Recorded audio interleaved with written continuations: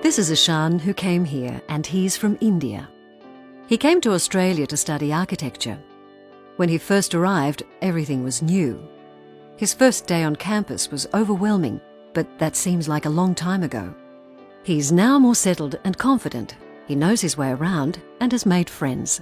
I have a part-time job to pay my rent and to cover my living expenses while I'm studying here. It is at uni, and which is convenient, and I get to see my friends every day. Ishan was also lucky to have some friends in India who had lived and worked in Australia. They were really helpful and gave him some tips to get started. Because Ishan was coming to Australia on a student visa and his course is more than 6 months long, this meant he would be an Australian resident for tax purposes. So one of the first things he did was to get himself a tax file number, or TFN, by completing a TFN application or inquiry for individuals form online.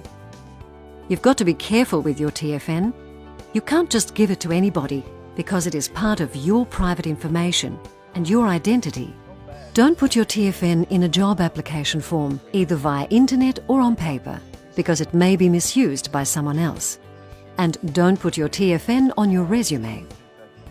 Only some people and organisations can ask for your TFN. Examples include the ATO, your bank, your employer, but only after you start work, superannuation funds, the Department of Human Services, which includes Centrelink, or registered tax agents for tax purposes. When Ishan got his first job, he gave them his TFN within 28 days of getting the job, and they deducted the right amount of tax according to the tax table which can be found on the ATO website. If Ishan had not given his employer his TFN, they would have deducted the maximum percentage of tax from his pay. So giving your TFN to your employer is really important to make sure you are paid correctly. Once he started working, Ishan also made sure he started record keeping. That meant keeping records of all his income and expenses, such as dry cleaning his cafe uniform that has a logo on it. So now he has records of everything he spends that relates to his work, as he may be able to claim the costs as tax deductions. This reduces the amount of tax Ishan pays every year and gives him a bit of extra money.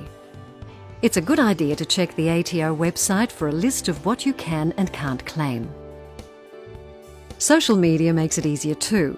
He follows ATO on Twitter, has liked ATO's Facebook page, and watched the ATO's YouTube videos that are relevant to him.